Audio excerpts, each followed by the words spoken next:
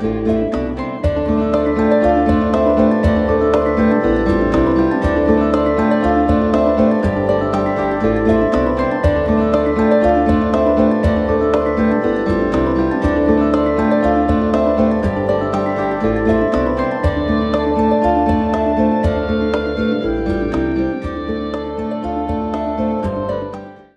Oracle of Luna is a podcast with me, Bridget Engels, as your host.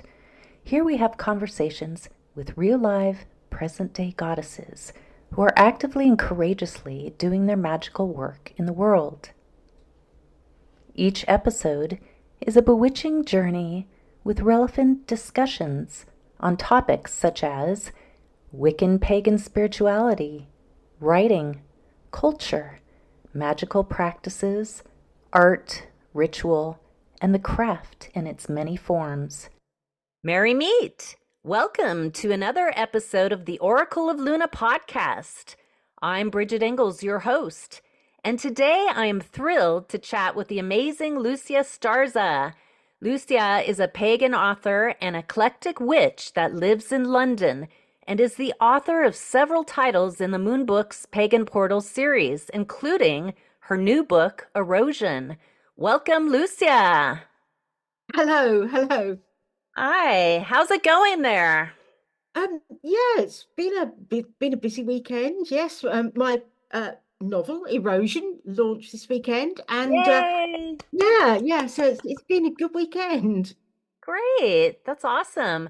So we have a lot to unpack here. I have several questions for you. So let's get rolling.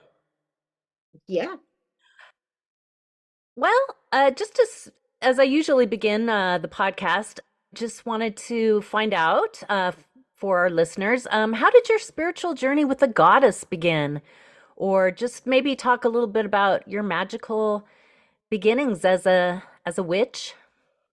Well, I mean, I'd say really, I think my spiritual journey started really when I was very young because my grandma on my mother's side was a theosophist and worked as an astrologer.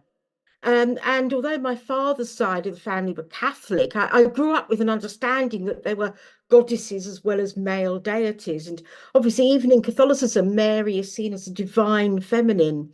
So really, I would say that my spiritual journey with the goddess started when I was a tiny tot, but I didn't really start celebrating pagan goddesses in ritual until I was in my 20s. And that was a long while ago. That was back in the 1980s. I'm not young.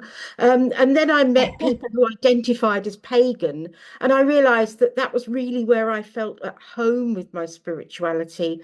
So I trained in modern pagan witchcraft with Shan at House of the Goddess in London. And a couple of years later, I met a friend who was in a Gardnerian Wiccan coven, and she invited me to train in that coven.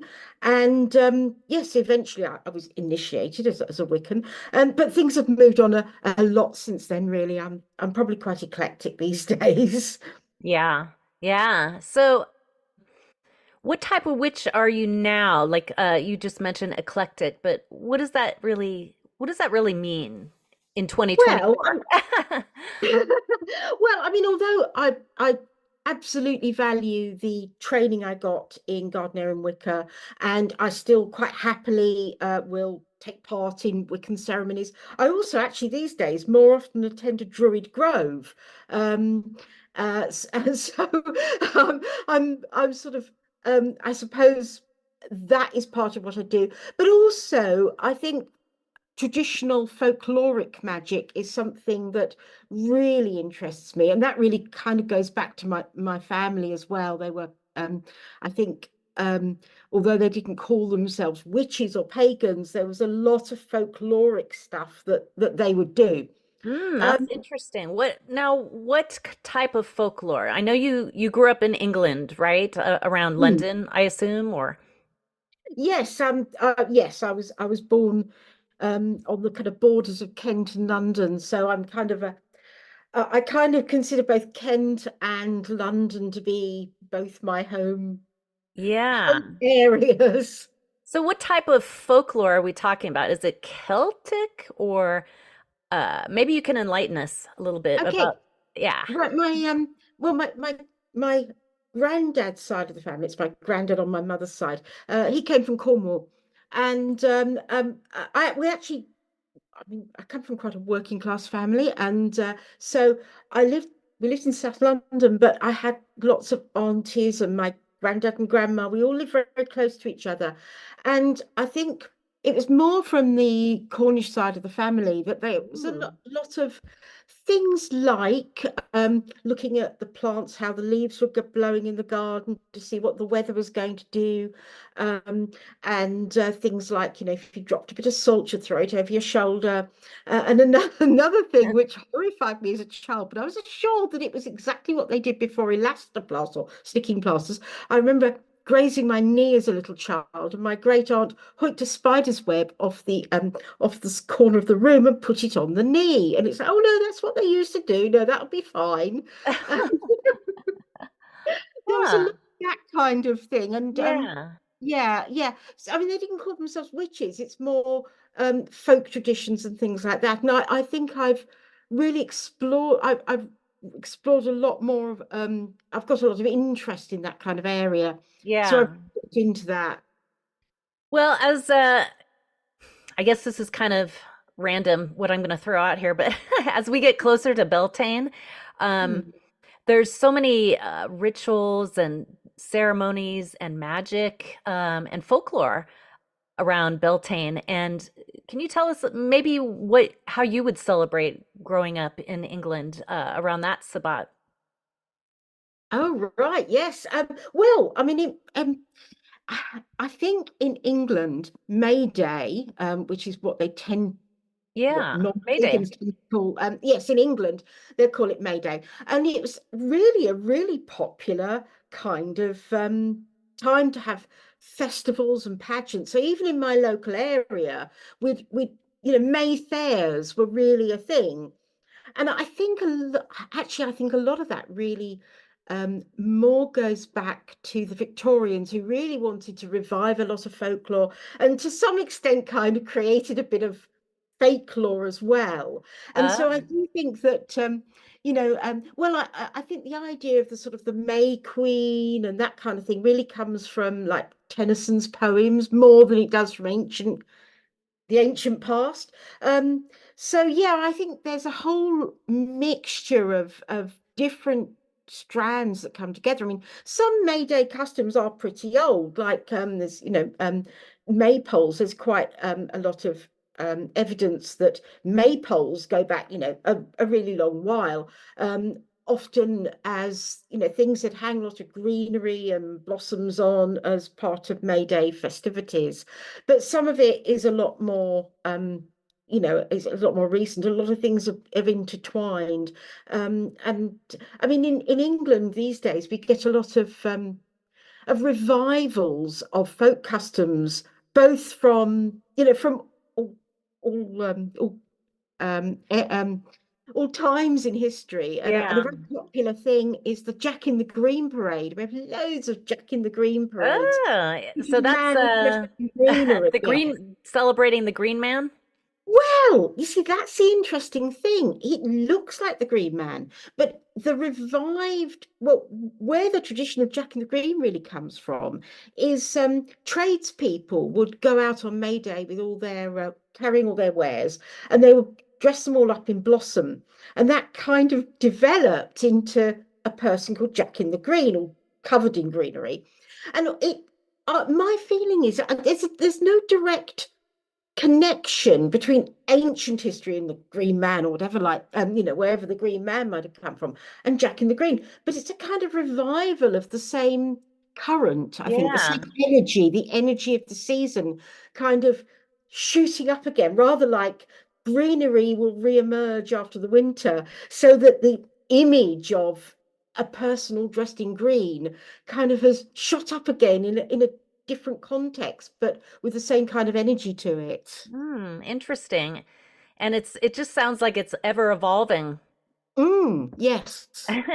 right? It's just creative and ever evolving. And like there's a lot of pageantry, people dress up and there's parades, right? Mm. Yeah, absolutely. Yes, yes. Interesting. Well, I mean, that has something to do with, I don't know, drama, theater, would you say? Oh yeah, I think there's a lot of, well, yes, there's a lot of drama and theatre in it. Singing and dancing. Yeah, I think I mean, I think it's a time of year when the sun is returning, it's really returning. It's not just like, oh yeah, the days are getting a little bit, but I mean, it's a bit cold in England at the moment. I will say that it's unseasonably cold, but usually it is quite warm. You can get outside. You can have an outdoor festival. You can have an outdoor parade. And yeah, I Ah, think everyone just really enjoying themselves. yeah. Well, I mean, it's definitely, I mean, it's celebrated here, but I am always intrigued. I have a few friends over in England but then I'm like always on my Instagram looking at pagan subscribers I have, and they're always showing photos or videos of like little village pageantries and celebrations and parades around, like in Glastonbury. And, Mm. it's just it's very intriguing, and I just love it. I mean, it's just very different from here in the States, I think. I mean, Glastonbury is an amazing place, and they do have they have at Beltane they have a pageant with two dragons, a dragon of summer and the dragon of winter, and they kind of have a mock battle up and down the high street, and then they go up the Tor to up the hill to the top of the Tor where there's a Beltane ritual. I mean, Glastonbury is absolutely amazing Yeah, for, there's some sort of um, pagan event happening most of the time. Yeah. right. And the big goddess celebration festival in, I think it's August. Yes, I mean Big there's deal. the Glastonbury Goddess Temple is ha has a big festival, but I mean you can visit the Glastonbury Goddess Temple at any time, and they do have other events going on. Yeah. Um, yes, So, yes. so you said you went to rituals at the House of the Goddess in London? That's where I trained. I did the Yeah. paperwork course at Sean House of the Goddess. She did that. She's actually not there anymore. That I mean, this was Yeah. back in the late 1980s, that kind of time. Uh-huh. So yeah, no, I mean that's where I trained. It was in Clapham in South London, but no, it's not there anymore. Oh, Uh, I mean, I think she's in Wales. I'm not sure. I haven't seen her for, it's a long while ago. yeah. Um, But that's but yeah. sort of like ground zero. That's where you Hmm. began your training, your Wiccan goddess Well, spirituality she wasn't training. Wiccan. She didn't really call herself Wiccan. She called herself more, I mean, it was definitely Wiccan style, but she didn't, she really was, um, I would say it was more, a little bit more eclectic, bringing in things from different traditions. But yeah, she Hmm. didn't really call herself Wiccan. Hmm. It was only after that that I trained in a in a Gardnerian Wiccan coven. Sure. Yeah, she wouldn't have called herself Wiccan. Well, then, so that was, I guess, what, in college, or maybe you attended university, and did you study in university? Right, okay. I studied comparative literary studies and drama, and I actually only quite recently went back to do my MA in English literature. Uh, so I did my BA back in the early 1980s in Sure. Kent, at the University of Kent at Canterbury, and then uh, in 2019, I did my MA in English literature at the University of Greenwich. Oh, So yeah. wonderful. So when did you start writing, and what inspired you to start writing for Pagan Portals and about magic, ritual, and folklore? Well, I have worked in publishing for most of my career after leaving university. Uh, I I did some evening classes at the London College of Printing. I did various editorial jobs on magazines and newspapers. I worked full time on a local newspaper for many years as a feature writer, and I had to kind of give up working in an office full time to care for my mum, because she had a heart attack and needed people there to kind of care for her.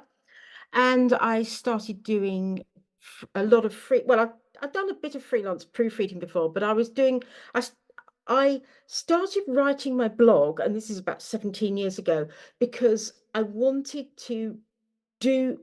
something that would um, kind of exercise my mind while I was being a carer, Sure. but also I wanted something that would inspire me to do more that was pagan.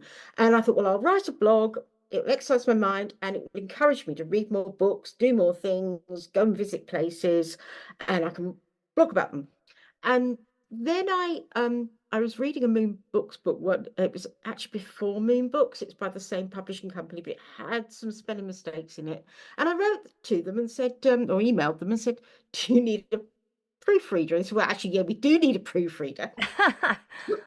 Yeah. So I started doing proofreading for Moon Books. Then I submitted um my idea for writing my Pagan Portals candle magic book. Ah, That was a long time okay. ago.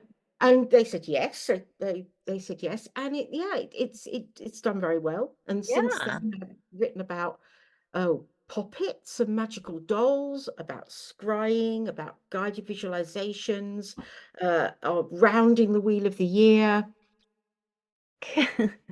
Yeah. Yeah, And that's then, you've written a and then lot, I'd I say. yes, yes, um, yes, I have. I mean, I've enjoyed writing about it. I do enjoy writing. And but I think my first novel, it's this is another big new thing for me. Right, right. I was Transformation. going to ask you, can you tell us a bit about your new book, Erosion? Right. Well, it's gothic. It's more gothic than horror, so it's more creepy, it's more spooky, and it is set in 1987 on the Kent coast. So I was drawing on my own memories of living on the Kent coast in Right. the 1980s. 1987 is the year of the Great Storm. There was a massive storm, which just like knocked down houses, knocked down trees. It's really, really massive thing in England, and it's set in that year, and it's a group of people in their 20s, friends who are living in the Kent coast, and they discover an ancient burial site. And well, rather than contact the police and say we found some bones, they decided to do a séance. And the funny thing is, every time I speak to a witch about this, well, of course they did a séance. Of course they did a séance. But some spooky things happen, and I don't really want to give any Yeah. spoilers, but that's kind of the premise Ooh. of it. Yeah. Yeah, I really highly encourage everybody. I haven't completed it, but I have started to read it and I'm really enjoying it. And it's kind of a departure from your other writing. So congratulations. Well, thank you. Yes, it is. It is very different, and I do enjoy the variety of different types of writing.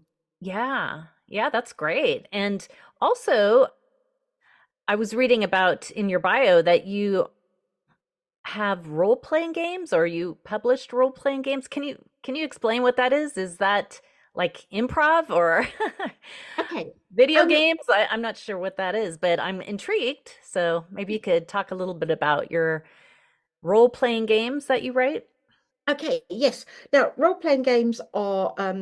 I mean, yeah, you do get role-playing computer games, but the ones that I enjoy playing and that I've written for are what's called tabletop role-playing games. So it's um a bunch of people will sit around a table, and essentially it's a bit, if you imagine, it's a bit like a murder mystery game where everyone's got a character and there's a murder that they solve, but except in a role-playing game there isn't necessarily a murder.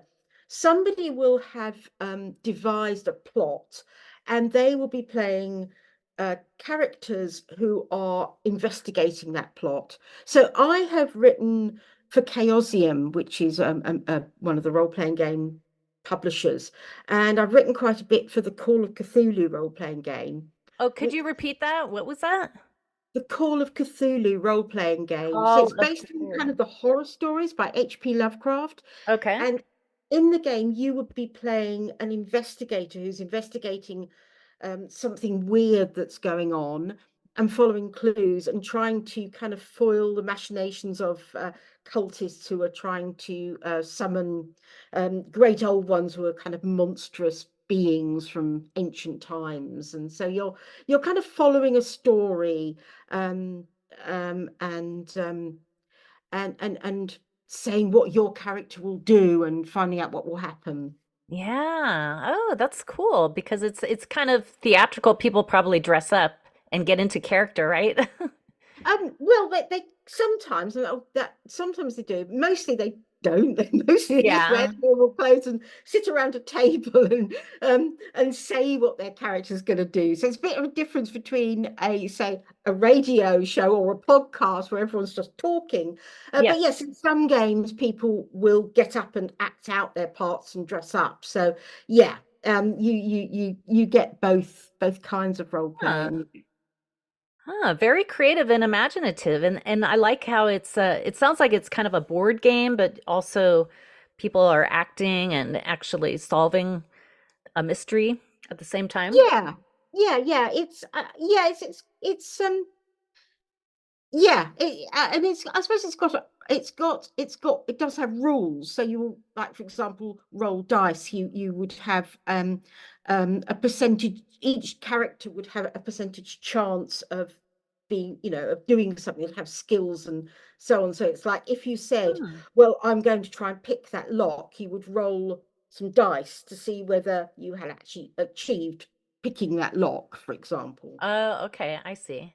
Huh. So do you blend any of your pagan Wiccan spirituality into the role-playing games that you write? Not really. No, no. It's more like, I'd say that the role-playing game stuff is more like fiction writing, really. Um, Yeah. it's imaginative, it's fun, but no, it's they're separate. Mm-hmm. Mm-hmm. So your new book is out. What are some of your upcoming plans for the future? Do you have any events or workshops or book release parties or Right, yeah. Well, I did a book signing at Treadwell's a couple of weeks ago. I do a I regularly teach workshops in practical magic at Treadwell's Bookshop in London. Um, Okay, okay. So and, if and people wanted to find out about your workshops, they could go to Treadwell's too. Yeah, the website is www.treadwells-london.com, and I mostly do teach in-person workshops there. They do run some online ones as well, but mostly I teach the in-person ones there. And on Saturday, May the 11th, I'm teaching one on amulets, talismans, and charms. So yeah, that's the Oh, thing I'm doing. wow. Yeah, that's exciting. And then you also do other kinds of events, retreats, or things like Yeah, that. I'm going to be at the Fairy Festival in Sussex, which is it's a really lovely kind of pagan music festival, but also offers workshops and things like that. And I'm going to be running a workshop in making corn dollies there. That's Ooh, on the weekend of the 17th to 19th of May, I think. Friday the 17th to Sunday the 19th of May. And I'm going to be there on the Sunday running a corn dolly making workshop. wow, that sounds fabulous. And also lead workshops from your home or just kind of is it always at Treadwell's? Uh, I run workshops at a variety of different places. The Yeah. College of Psychic Studies in London, Victor Wynn's Museum, which is if you're in London, go visit Victor Wynn's Museum.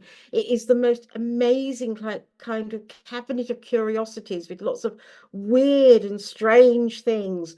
And I do run some workshops there as well. I attend pagan festivals and do workshops there. I do some online things as well, sometimes online through the College of Psychic Studies or I've done a few Facebook Live things myself.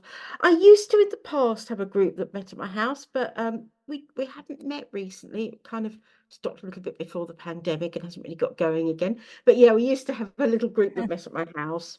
It might start again. Yeah. Yeah, things are definitely opening up and starting up again and people traveling. It's uh it's great. It's great to see that paganism and um, Wiccans can get out and celebrate and express themselves now out in the Mm. real world. It's really cool. For our listeners, do you have a website or blog or and social media where people can learn more about you and your books? Yeah, my blog is called A Bad Witch's Blog. Yeah, not because I'm a wicked witch. It was I called it a Bad Witch's Blog because I I was a bit of a lapsed pagan for a while. I hadn't really done much witchy stuff, so I was kind of bad in that respect. And I called myself a bad witch, a Bad Witch's Blog. And you can find that at www.badwitch.co.uk. You can also find my Pagan Portals books and my novel at my publisher's website, which is collectiveinkbooks.com. Yeah, Collective Ink Books, all one word, .com. And yeah, you can find all my books there. Yeah, wonderful. And you're also on Instagram. I am, yeah, at Starza Lucia. Not Lucia Starza, Starza Lucia, for some reason. Okay. Okay. Well, thank you very much. I've really enjoyed talking with you today and finding out about your background and your books and congrats on your new book, Erosion. I hope it's really successful and I encourage all our listeners to go out and read her books through Pagan Portals and her new book, Erosion. So thank you again, Lucia, for your passion for paganism and inspiring us with your knowledge and curiosity. Thank you very much. Yeah. And also thanks to all our listeners. Thanks for tuning in and blessed be.